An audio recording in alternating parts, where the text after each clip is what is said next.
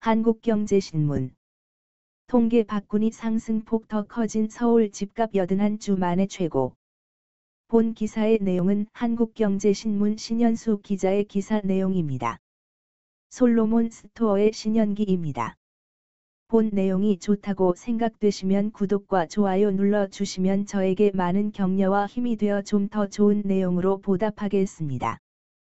통계 바구니 상승폭 더 커진 서울 집값 81주 만에 최고. 부동산원 주택가격 동향 7월 첫 주 0.15% 급등. 표본수 너무 적어 부정확 비판에 32,000가구로 확대해 조사.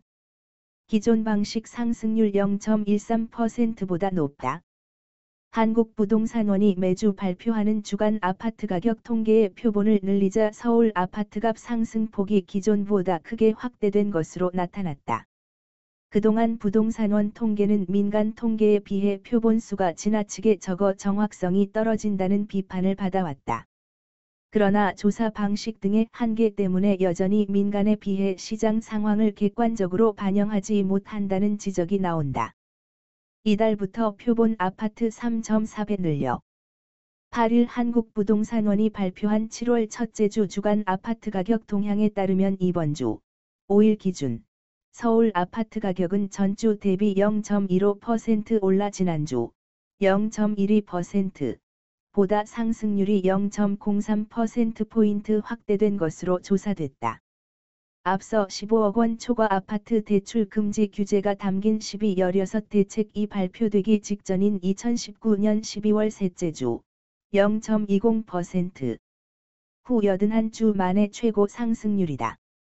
구별로는 노원구 0.29%, 송파구 0.20%, 서초구 0.19%, 강남 동작구 각 0.18% 등 순으로 많이 올랐다. 서울 아파트 상승폭이 이례적으로 크게 확대된 데에는 표본수 증가 등 통계 산정 방식이 달라진 것도 일부 영향을 미쳤다는 분석이다. 부동산원은 지난해 12월 통계청으로부터 통계 개선 권고를 받고 개선 작업에 착수했다. 부동산원은 이번 주부터 주간 아파트 가격 동향 조사의 표본수를 기존의 전국 9,400가구에서 32,000가구로 약 3.4배 늘렸다. 구표본에선 전국 39,994개 단지 중 4,246개 단지 10.7%만 조사 대상이 됐으나 신표본에선 16,955개 단지 42.4%로 범위를 넓혔다. 또 기존에는 아파트 면적, 건축 연령 등만 고려되지만 이제는 가격 분포까지 포함해 모집단의 특성을 더 정확하게 반영했다.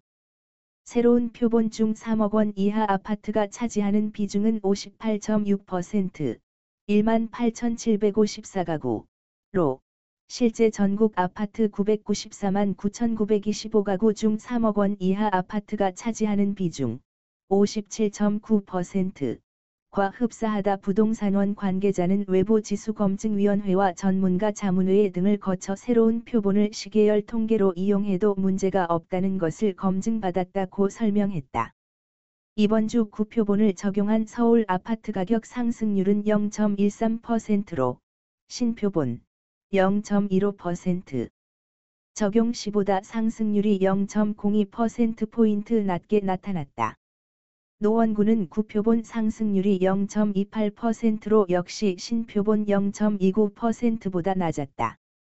신표본 적용으로 강남구 0.26%에서 0.18%, 서초구 0.18%에서 0.19%, 송파구 0.17%에서 0.20% 등도 상승폭이 커졌다.